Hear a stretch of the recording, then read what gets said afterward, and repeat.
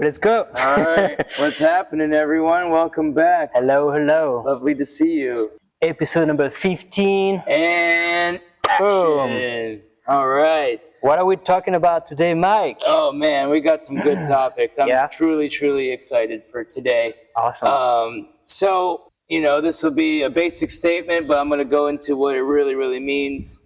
Health comes first before everything. Yeah. And that's just not to make your body look great, which it will do, but through fitness and good eating and general good habits, you will create a mind that can handle any kind of work. Mm-hmm. And that goes for even people that are working, sedentary things the rest of their lives, whether it be in, laboratories or office jobs or anything. Yeah. Health above all. I'll explain why. Yes, right underneath God. There you go. Yes, God, and then health. There you go. I love that. That's amazing. And then another first and foremost is how you start your day. It should start with movement. So get out of bed and move your body some way, somehow, before your mind starts catching up to it. Yes. With procrastination and all of that. Awesome. So what about you? What you got to the table today? Well, it's great because that is going to lead us into talking about something that I very much like and that really wrapped everything around. It's strong environment leads you to a strong mind, leads you to a strong results. Cool. I like it all. That's great. Yeah. So strong environment, strong mind, strong results. We'll talk about how does a strong environment create the strong mind? Yeah. And what results are you going to see from that? Yeah. Amazing, man. How are you today? Dude, I'm doing great, man. Yeah. I love that it's the first of a new month. I know. I always have this thought, first day of the month.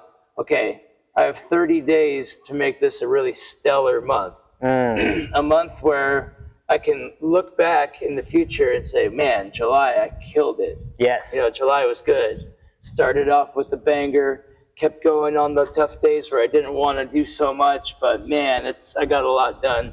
Because I feel like any time where you work really hard and you really put a lot of effort into something, that is everlasting. That is, that you feel that forever. Yeah. And you look back at that with a fond memory. Yeah. Whether it be something from school or work or, any kind of crucible that you put yourself through. Yeah. So, that's why it's just always motivating to have a fresh month. So you said that, when you wake up and the first thing you want to focus on is health. Yeah. So what would be the key points to do to really get that healthy mindset and feeling for you when you start in the morning? Yeah, first thing in the morning, I definitely like the idea of movement.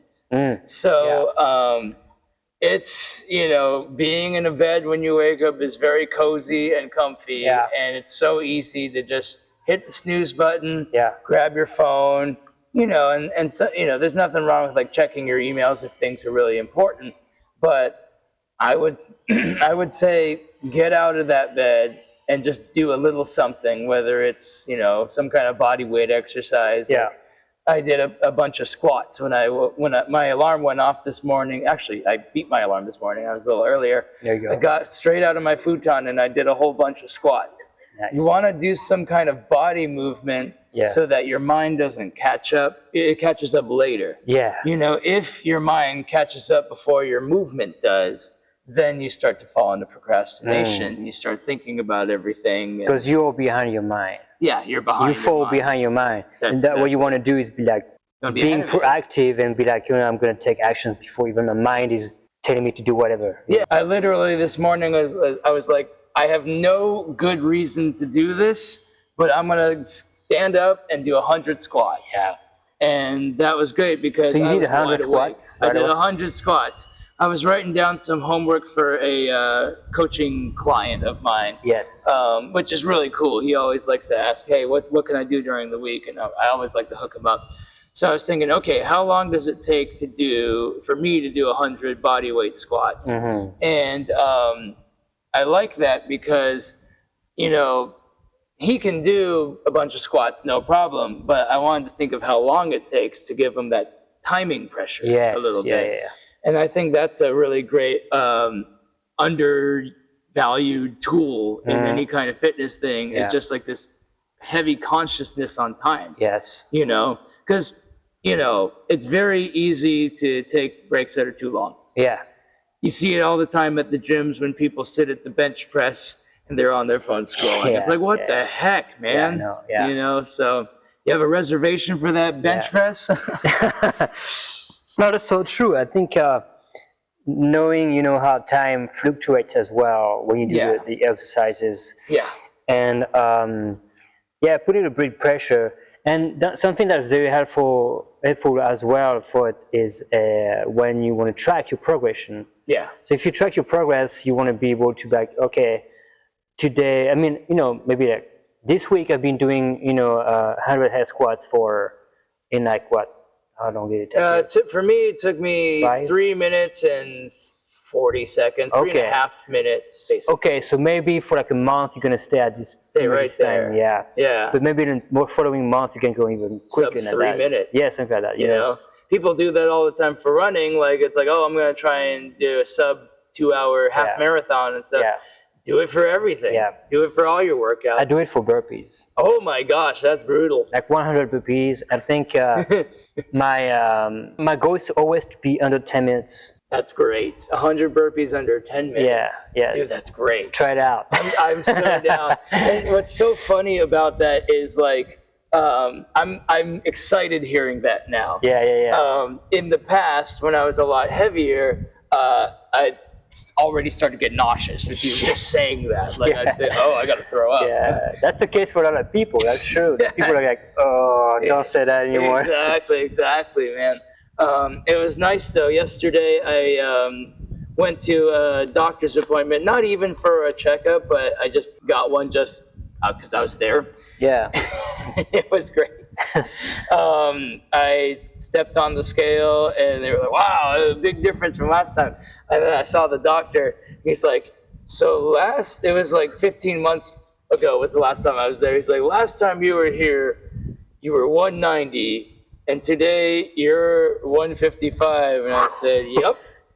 He's like, yeah, last time you were like watermelon. I'm like, yeah, I know. Yes, I was. I was a big boy. Yeah. And he gave me a fist bump. It was cool. That's good. So man. that felt really good. I love it. But yes, it's not just like a body difference. It's total mindset and everything. Yeah. I'm excited for tough workouts. Yeah. It's been that's been the biggest shift, I would say, is looking for a new limit. Yeah. And you truly feel like in a game like you're leveling up. Yes. I'm leveling up now because workouts are getting a little easier, so I have to find the new tough point. Yes. Step up. You're becoming more uncommon. Yeah. It's a great feeling. It's amazing. Yeah. It's why we do this. Yeah. It's like people will say you changed, and I say that's the whole point. Yeah. That's exactly right. Thank God. Thank you for stating the obvious. Yes. Yeah. What happens if you don't change? It's crazy, it's right? It's bad, man. Yeah. I mean, unless you're already amazing, but I don't know, man. You're never amazing enough. No, you can always do more. Always get better. Absolutely. And the summertime is the time to do better. If it's not an upward, trajectory, it's a downward one. That's right. And that's that's what my favorite book, The Slight Edge, mentions over and over again, is it's never exactly straight across the line. You're either going up or you're going down. And, one bad thing done one time isn't going to destroy you. No. But repeated over and over time, you're going to keep going down, and it eventually will absolutely take you out. Yeah. And it gets so hard to come back to where you want. Yeah. It gets harder and harder. Yeah.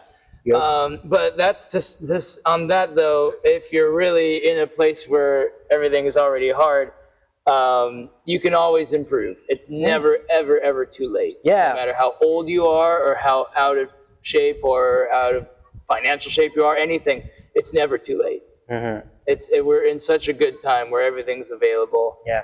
I had one of my clients this morning. I think she's like 50 or something. Okay. And she's like, I love running, but she's been having issues with her back, Okay, yeah, yeah. and she comes training with me, and then she's like, I don't like training, you know. I was like, yeah, I know you don't like Yeah, training. that's the point. But she was like, I need it You need because I need to do it. Yeah. And yeah. she's a like super positive person, so That's great. she's an amazing person. That's really cool. But yeah, she's like, I don't like to train. Yeah. I don't like to lift weights. I don't like to, you know, resistance training, any training of any kind. Right. But she shows up anyway. That's great. And she knows that she does that, you know, it's for good reason. There is a purpose behind it. She understands that too, yeah. Right. And, exactly. I mean, it's more that's in the fitness bank account. If you want to think of it that way. It is. Yeah. And you know, it comes back to the be, do, and have kind of philosophy that I mentioned a while back. You have to, and a lot of people will make this statement, which is a dangerous statement. I'm not a weightlifter. I'm not into strength training. I'm a runner, or I'm this. I am that. I don't do that. It's so dangerous. That's really bad. Yeah. Because in order to be a better runner, you need to incorporate strength training. And just even if you're not a runner, you know, I know a lot of great musicians and music teachers and stuff who have, and they're substantially younger than me, you know, by like 7 or 8 years, knee and back and all kinds of aches and pains and stuff. Strength training is not so you can be, you know, a gym freak or anything like that, or a fitness model. It's so that your body functions properly without pain. Yeah, you know, until the end. Yeah, exactly. You know, without suffering from stupid, you know, injuries or hip problems or, you know, knees problems. It's crazy. Yeah. I'll go ahead and make the statement that it's a birthright to not have to be in pain. Yeah. You know, it's our right as human beings on this planet Earth, you know, and it's a choice to be in that kind of pain because of that. I like that. I think we can go a deeper in the pain topic. Right. So here is why I started, you know, saying health first. Health, you know, is to me #1 priority, because your body won't be in pain if you take care of things. And you know, even if you're not in like chronic pain, like I mentioned before, you know, if you do a heavy workout, like, you know, take care of yourself, get the massages, use the KT tape, the kinesiology tape, do the CBD lotion, whatever the heck you do, you know, but, you know, like really, really take care of yourself. Yeah. You know? Yeah, recovery is part of it. But I think it's good to have some controlled pain. Right.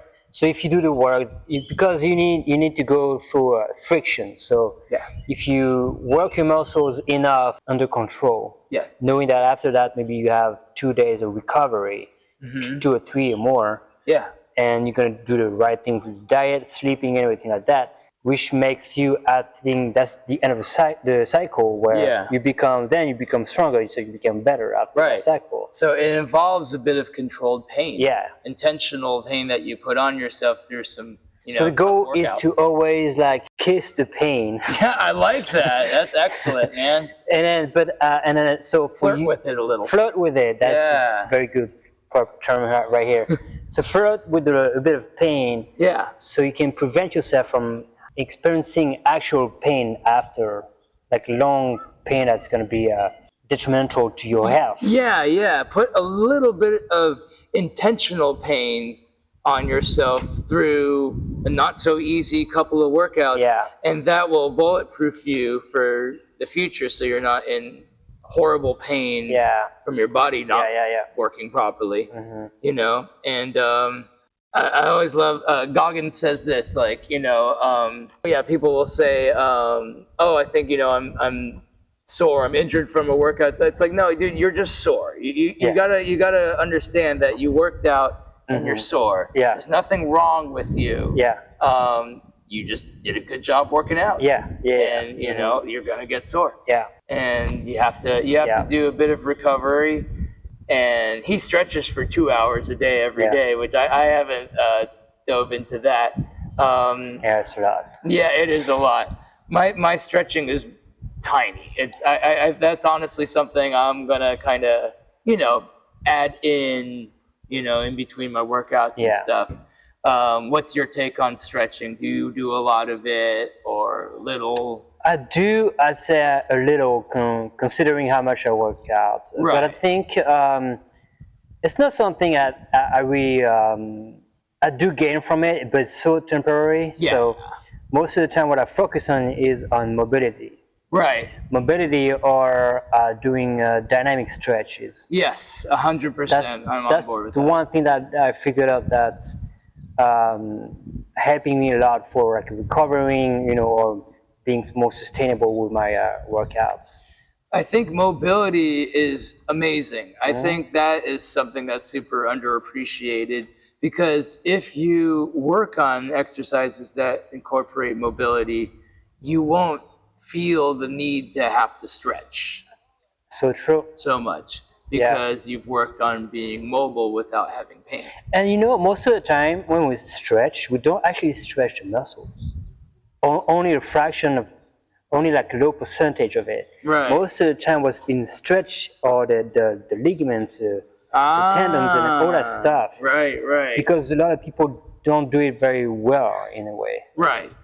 And that's that can actually put a lot of pressure on your joints. Sure, And that makes sense. Which creates a lot of stress. Oh yeah, absolutely. So your body can get stressed out of stretching. Yeah. It's crazy. I believe that. We think it's opposite, but sometimes it's not. Yeah, it's not. It's it could be a little detrimental. A lot of people who do stretching and promote it on videos will mention nerve flossing.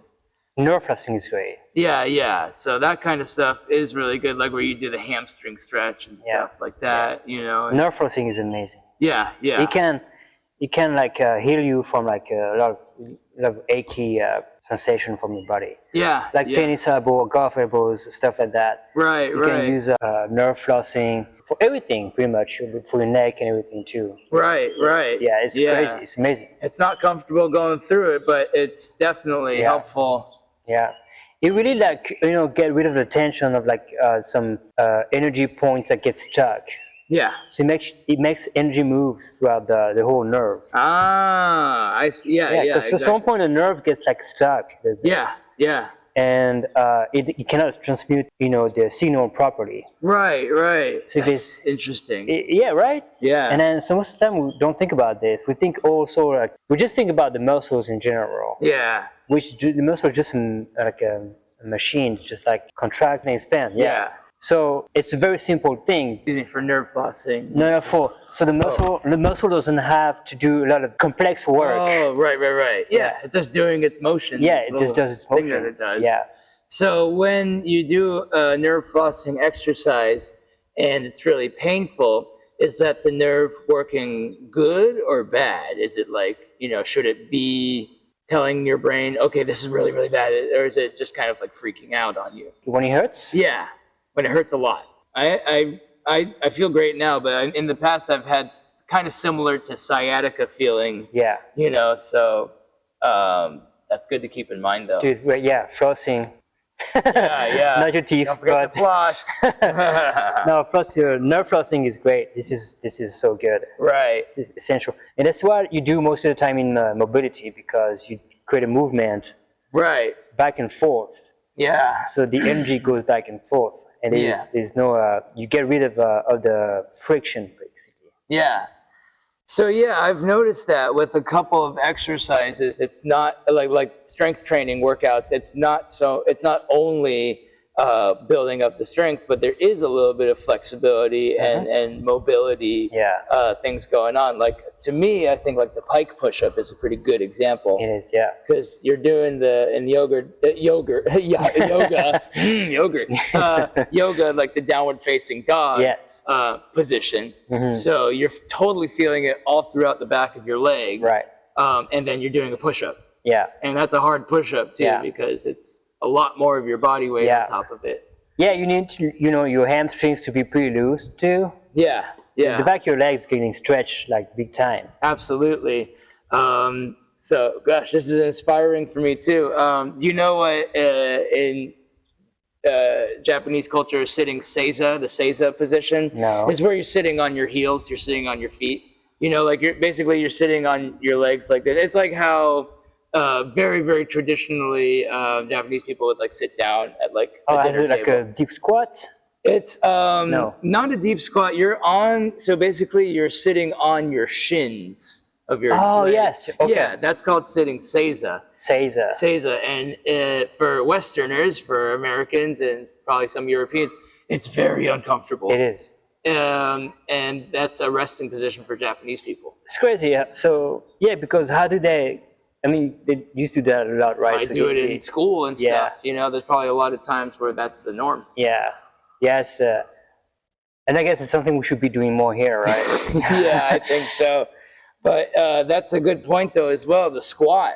A lot of people can't even squat down without raising their heels, and they feel like a lot of hip pain and stuff. Yeah. Like they can't settle into that squat.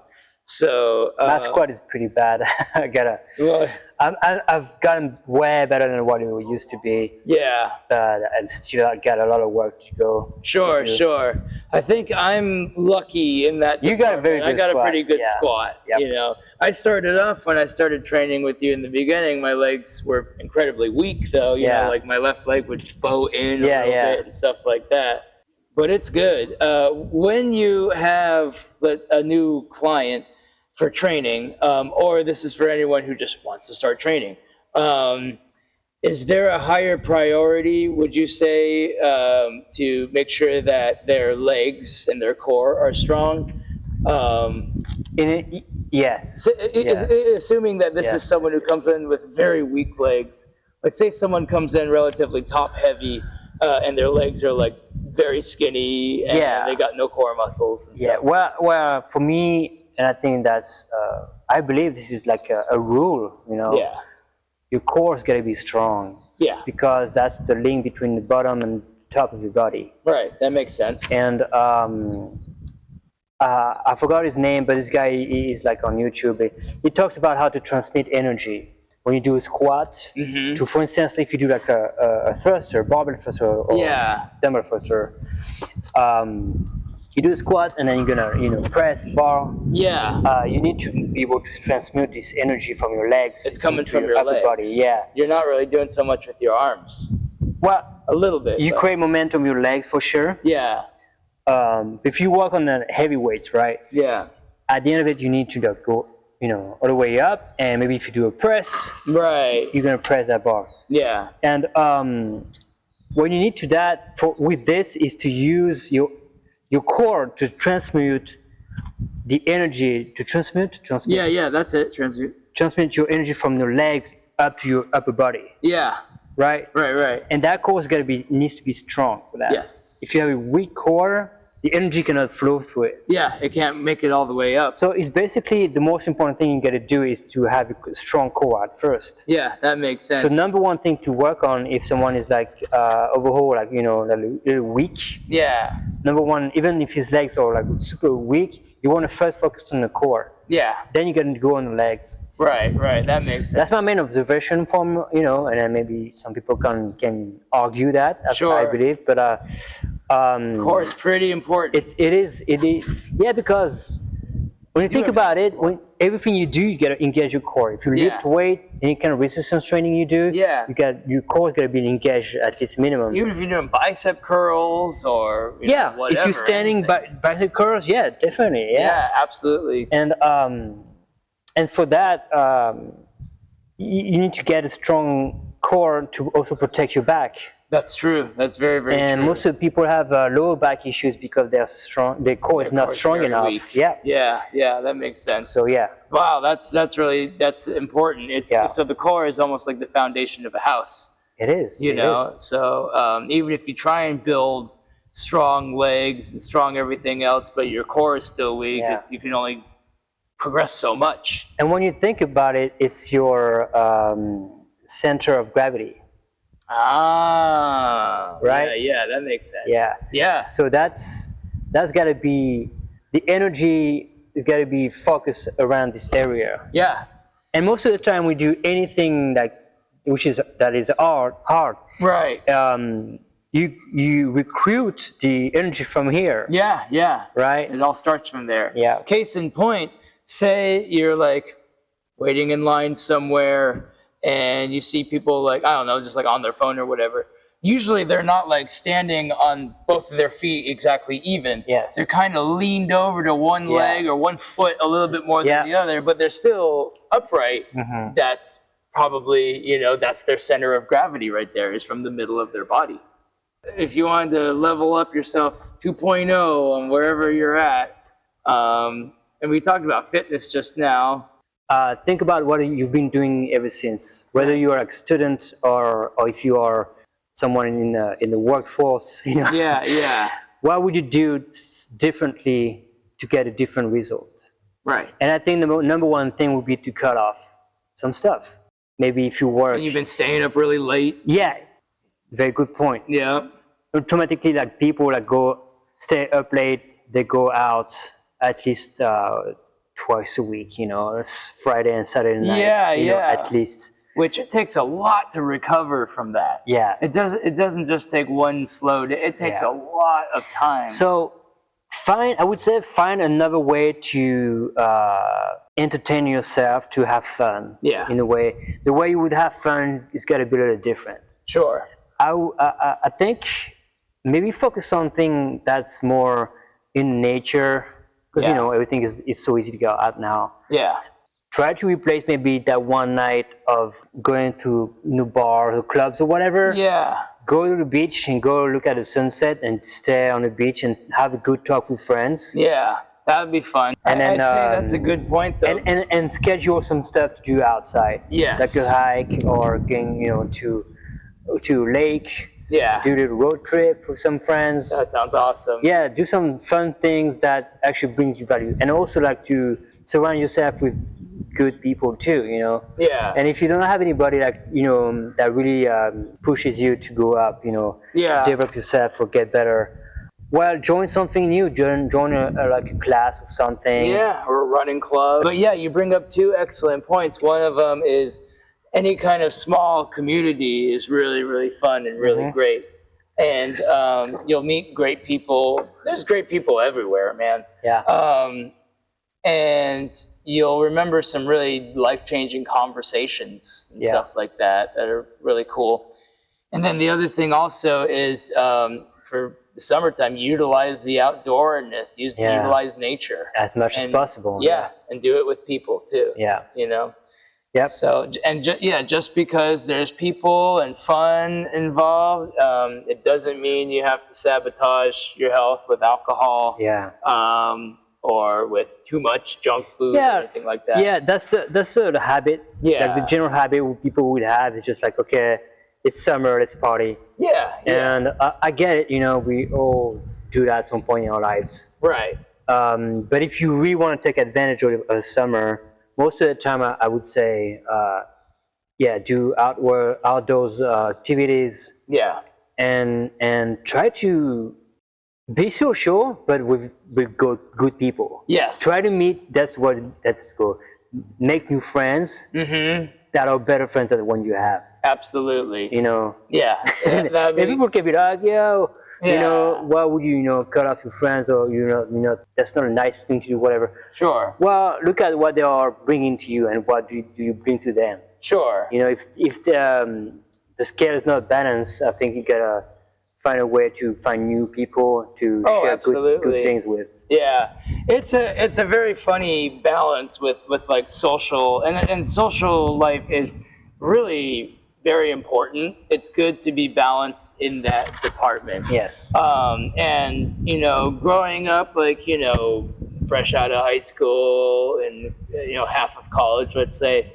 The partying side of it is very fun. There's a lot of very memorable moments. You go to all these festivals, and all these house parties, and there's all this laughter and all this dancing and loud music and stuff, and it's all very fun and everything.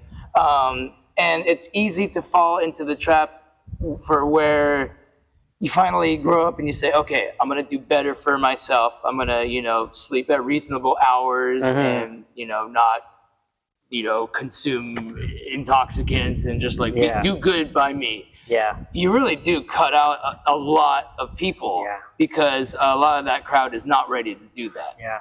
And some people are never ready to do that into their 30s, 40s, and so on. So it's hard because inevitably you will, and unintentionally, you will cut out some people by trying to improve yourself and everything. So, and it's kind of like, something that I've fallen into a little tiny bit is a little bit of antisocialness because of that. It's like, oh, okay, nobody really wants to do what I'm doing. I'm kind of going hard in the paint right now. I'm kind of, my dad always calls me extreme boy. I am extreme boy. I love that. No, but go full head on with any kind of thing I want to do that is improving myself. Yeah. It's like I started running. I ended up doing marathons. Yeah. I went vegan overnight. Yeah. I have all these things about me. I wanted to be minimalist. I got rid of like thousands of things. Yeah. So I always go really, really intensely into whatever I want to start up. Yeah. So it's hard because it is a journey by myself, and nobody wants to do or even entertain the idea of some of the things I do. And it could be like, wow, this guy is so different from me. We have nothing in common. Yeah. But it's important to your friends don't have to be the same as you. But it is important to have those friends and have that social hang and stuff. Yeah. So it's funny because, people like us, we don't really watch a lot of TV or any TV or movies and stuff like that. But what a lot of people talk about in social circles is like, oh, this Netflix series that came out or this movie, and it's good. It's there is something of kind of a good little bit of value to just know about stuff a little bit. You don't have to spend as much time as they did binging the whole entire thing. Yeah. But just knowing that it exists and knowing what the key takeaway is, does have its social benefits, let's say. So it is a balance with people like us that are, hardworking. And I think anyone who's watching this right now, I think they are attracted to this kind of content because they have a bit of suffering in the social aspect. It's very interesting, And it's very easy to, in your 20s or early 30s, to have your social group and have fun with it and do whatever cool things. But when you feel that something is a little off, you feel like, I'm doing all these things with the people, but I don't feel like I belong to it really. You cannot do it because others do it. You're just following and you think along. You want to be cool as other people. I think it's a signal that says like, you got something else. You got something a little deeper than everybody else. And that's when you can be, okay, cool, do it. Do the cool things what other cool dudes. But separate yourself a little bit from it. Absolutely. In a way of like, be okay with not going out too much. Be okay to not going to this festival, actually, that all your friends going to. If you don't feel like you want to do it. And really question yourself, do I actually want to do that? So keep these things around you to entertain, to have fun and be social with other people, which is very important. But at the same time, respect how you feel within you. Always check in with yourself. And then utilize the time to find new things and discover what you actually want to do with yourself, enjoy in your life. And see it as a investment. Absolutely. Like someone who's like using the compound, effect of like.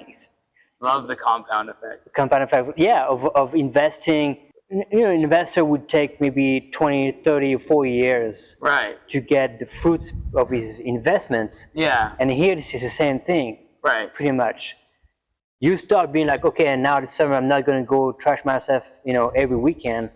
I'm going to do that maybe once a week. Once a month. And that's a good cut down right there. And then the rest of the time I'm going to do things and discover things I want to do for myself to invest in myself. So taking care of myself, doing some sports or whatever.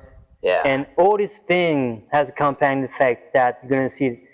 Like the earlier you find yourself, loving something that you would never think you would love to do because nobody else around you does it, the earlier the better, because 10 years down the line, you'd be like, oh my God, this summer I started to do this. And now I find myself becoming such an expert in that field. You know, I'm a pro rock climbing now. Yeah, you're just such a different person at that point. And you know what the best thing about starting to cut something out is, if you, like, say you have a habit or whatever it is you want to cut down on, if you just start to cut down on it and you come to it like once a week, once a month, eventually you're going to do it and you're going to say, this sucks. Yeah. Why do I do this? Yeah. Why do I, stay out late drinking at such an... Why do I do this? Yeah. And eventually you're just not going to do it anymore. You're not going to look back. And that's the greatest thing. I know. We have to always kind of trick our mind a little bit. And we can't, if there's something bad that we really enjoy, we can't just say, okay, we're going to stop forever. You have to start off with, okay, we're going to cut down a little bit. And then eventually we decide on, okay, we don't actually enjoy this as much as we think we do. Yeah, exactly. It's isn't it interesting how you have to take yourself out of the frame to realize that this frame is not for you? That's right. That's amazing. That's so deep, dude. Yeah. So it's crazy. I guess that's what leads us to creating a new and strong environment. Yeah. So down the line, if you want to create something very powerful in your life, I think see yourself in the next 5 to 10 to 15 or 20 years from now. Yeah. And ponder on the question, what do I want to be? How do I see myself? What kind of person do I want to be? The decision you're going to take today is going to have a huge impact on when and how you're going to become this person. Yeah, your habits definitely shape who you become. And would you also say that environment plays a role? Well, this is exactly, yes. This is how you got to take action on most of the time. Yeah. Imagine you want to you have a goal, sometimes something crosses your mind, I would love to be this kind of person. Yeah. I would love to be doing this thing with these people, I want to be a film director, super successful in one field or the other. Right. Think of what around you goes against that. Right. That's a very good point. Right. What's in your way? Yeah, exactly. What's keeping you from that? And, for some things it could be just, no experience doing that. But you can always kind of figure out a way to give yourself experience, I'll give you one example that I love for musicians. There's a book called The Music Lesson by my favorite bass player, Victor Wooten. Mm-hmm. And this mentor figure comes to Victor's house and says, look, you could jam with your favorite musicians right now. You could jam with Miles Davis right now. And Victor says, Miles Davis is dead. How can I jam with them? Oh, it's easy. So the mentor pulls up a record, a CD, I think, and just puts it on and just says, okay, play with Miles. Yeah. There you go. Yeah. You can always create that. And I feel like as, even an actor, you can start teaching yourself how to act. Just put a movie on, just keep copying stuff over and over. You have to create that environment yourself where you can teach yourself. Because here's another thing that very same book, The Music Lesson, mentions as well. Teacher is just a title. Yeah. I cannot teach you anything because we do not live in an era where I can inject knowledge into your brain. You are your own teacher. Everyone is their own teacher. We are only showers. We can only show people and hope that they teach themselves. I love that. Yeah. I love this. This is great. Yeah. So that's everything right there. Yeah. And everybody learns differently.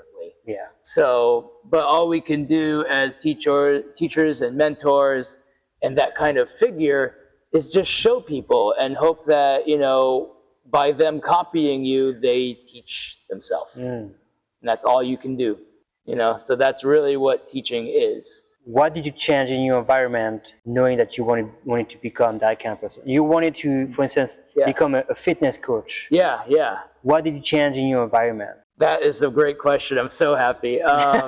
So I thought in my mind, okay, what kind of person is a fitness coach? Is it somebody that sleeps in really late, that doesn't do any working out between their sessions? Is it someone that eats terrible? Is it someone that wastes a lot of time endlessly scrolling? It's like, so no, it's not. At least in my opinion, my eyes, the way I see it. So you got to slowly change who you are and become that new B. That new. So if it was a great day when I declared, not even my first coaching session, when I officially said, I'm going to be a coach. Yeah. Because everything changed for me. I saw myself completely differently. Yeah. Was I perfect at that point? Absolutely not. What did you have to change around you? I thought of it. So around me, I had to make my environment one where it's easy to own my own skills, have my information ready, because being a coach isn't just about being really fit. Obviously, it's about having all these tools to make other people fit. So a lot of training sessions, I'm sure you can agree on this, is them asking you questions. Yeah. So in my environment, I also have access to research very readily available. And I do a great deal of studying on all different topics and stuff. So it's also, there's definitely a mental aspect to it, of just being a wealth of information. So I changed my bedroom into a workout space, first off. I write stuff down on my marker board constantly, even if it's just thoughts that I have about fitness or a routine I want to try, just anything like that. I have all of that. It's just, to me, it's availability. Yes. I have my food and my supplements and whatever I need Ready to go. Ready to go. Yes. So creating an environment is creating a space where everything you need is easier access. Yes. It's right there for you. You don't have to go too far for anything. And then, because at the very beginning of this conversation, we're talking about what you do first thing in the morning. Yeah. So all this environment has a huge impact of the accessibility of you doing it. Yeah. Before even your mind is working. Right, exactly. So leading to like this very strong environment that leads to you having a strong mind, right? Yeah. Because you now have control over your mind. Right. And so what do you agree then that the results you get from these other things are like what? So basically, at this point, you'd have to work really, really, really hard if you want to not improve yourself. Exactly, yeah. If you have your weights and your pull-up bar right there looking at you when you wake up first thing in the morning, and you choose not to do it, it's like, wow. Yeah. You better figure something out. Yes. Because most of the time, which is something you didn't do, but what happened most of the time is like people have these things. Yeah. Because they don't want to do it, they collect things. Yeah. And this thing ends up being around this, pull-up bar, whatever. Basically, it becomes very hard to get access to this pull-up bar. Yeah, that's right. Isn't it that's crazy? Right. Have you seen that? 100%. Like in people's garage or something like that. It just is all dusty. You have the dusty treadmill that has coats exactly, on it. yeah. You have this huge rack, for doing like presses, bench press, and all that stuff. You got this wonderful and it's stuff full of things around it. Yeah. So people are like, there's no way this guy is gonna do it. Absolutely. Any day. Yeah, exactly. And it's a very funny trap that people can easily fall into. Okay, if I buy this stationary bike or I buy this Peloton, I'm gonna get fit. Yeah. No. Not if you keep buying stuff, you put it around it. Yeah, exactly. I can have nothing and get fit. Yeah, of That's course. the great thing. Yeah. And which is maybe the best way to get fit. Exactly. The easiest way to get fit with that. Start with nothing. Yeah. And also start, like a lot of people don't like the idea of starting easy because they don't want to think of it as a long-term investment. Everyone's into the quantum leap kind of mindset. Dude, if you just say, okay, right now in this very moment, I'm going to get on the ground and do 2 push-ups.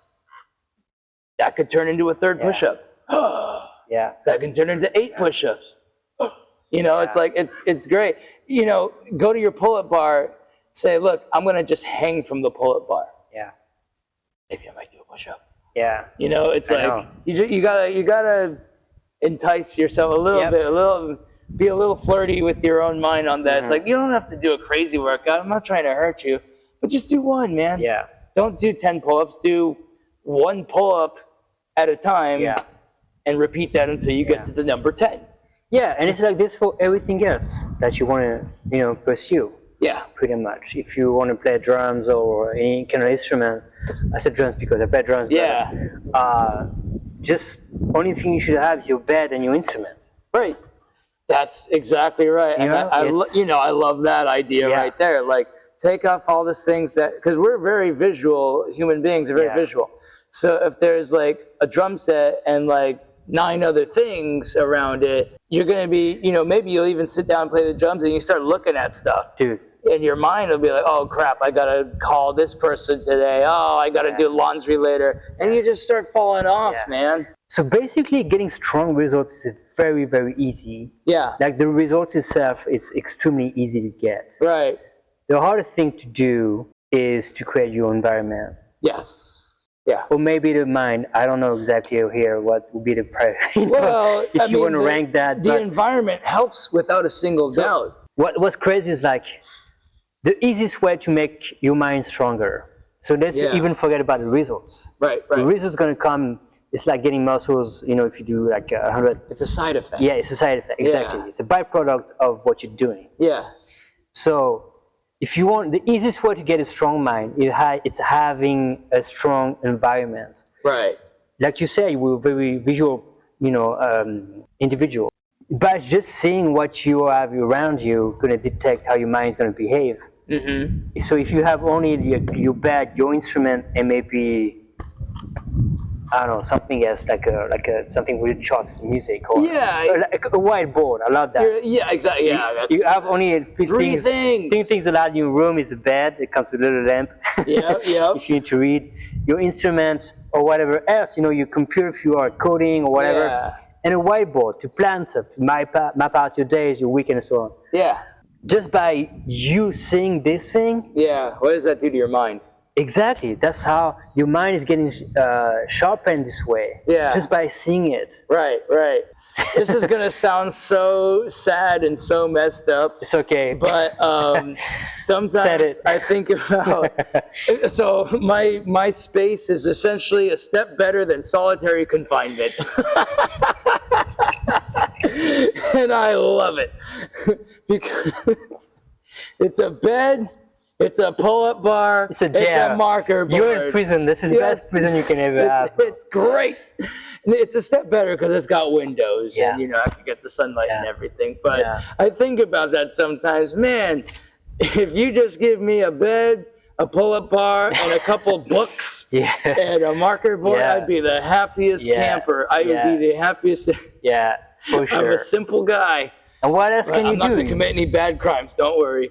No, I mean, the only thing is you just sharpen your body, sharpen your mind. That's what that does. And then cutting off all this distraction, man, it's priceless. Oh, yeah. And like you were saying, I mean, you've been saying that a lot. You just get, before everybody else, like, you are in between 5 to 3% of the best people ever.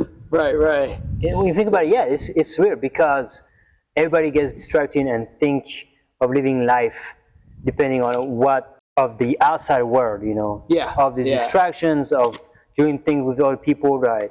So you follow people, you do, you've been filling your mind with stupid things, materials, doesn't bring in you any clutter. Cluttering your mind pretty much. Yeah, exactly. An interesting thing because I don't like to be in competition with other people or even compare too much because I'm always just thinking about, okay, how can I improve myself? What am I going to do to just be really satisfied with all of my work for the day? Mm-hmm. But there is something, of course, that feels good about being so remarkably different, in a lot of ways. in a social environment, yeah, it kind of sucks sometimes because I can't really, oh, I did not see the Dodger game. I'm sorry. Yeah. I didn't pay attention to the sports game for 16 hours Yeah. and drink a beer. It's like, no, I didn't do it. So I have nothing to contribute to that conversation. Yeah. So, but you have to embrace your differences. Yeah. You have to embrace the fact that you're staying true to your values and who you are as an individual. So true. And nobody really wants to do that because it doesn't feel great. It doesn't feel great, yeah. No, Yeah. it doesn't. But you know, you're allowed to, in your own brain, self-brag a little bit. Like, look, hey, man, and your strength should be coming from being able to handle that situation. To be social, and at the same time to focus on yourself. Yeah, that's the best. That's where you find the gold within you. Right. Exactly. And a lot of people don't like a try hard, a person that like, you know, it's always just showing that they're like trying really hard and stuff. But, you know, work in the shadows, grind silently. What's our podcast called? Silent Power. And you mentioned competition, but I don't take competition that seriously. Right. Exactly. For me, when I see that someone is trying to compete with me a little bit too seriously, it's I like that. Yeah. I like that because in my head, it's like you can do whatever you can, man. Be not me. Right. And I'm gonna. Exactly. You cannot be me, so I'm gonna. I compete only with myself. Right. I'm not trying to beat you. Yep. But I beat you. I beat myself. Yeah. Exactly. Yeah. I beat you by just being myself. That's exactly. That's all I'm. I beat you by beating myself. By beating myself. Yes. Right. Right. Exactly. You know, yeah, you're trying to improve you all the time. You know, that's it, you know. So yeah, any competition outside of yourself is just for fun. And that's a perfect way to just be playful with it. And it's always, you know, you've played games and stuff with people where the opponent is just too serious. And you know how much that sucks. You know how stupid that is. It's like, oh my gosh. Yeah. It is kind of funny when they lose though. They scream. The vain angry, Exactly. I love that. Awesome, man. We hope you guys found some great value and enjoyed our conversation. You know, if you have any thoughts that appeared in your mind as you were listening to us, we'd love to see it in a comment. Yeah. And, you know, it'll come pretty soon in the future where we start talking with guests. So if you have a story or you have a message for the world or anything you want our ears to hear, reach out, and then we'd be super stoked to have anyone here with us. Exactly. But basically, any ideas or questions you have, just feel free to send a little comment. Yes. And we would be thrilled to interact with you guys. Yeah. And if you enjoy that. We are having fun doing this. That's what it's all about. It's awesome. We don't have any specific goal, right? We just want to try to bring value and then share our experiences and what we learn from our lives, pretty much. Exactly. You know, if there's anything that can help you improve your life and help you, you know, teach yourself something, that's amazing. Our goals have been met. Yeah, for sure. Well said. And we hope to see you guys in the next episode. Tune in next week and take care. See you guys. Peace. Peace. Boom.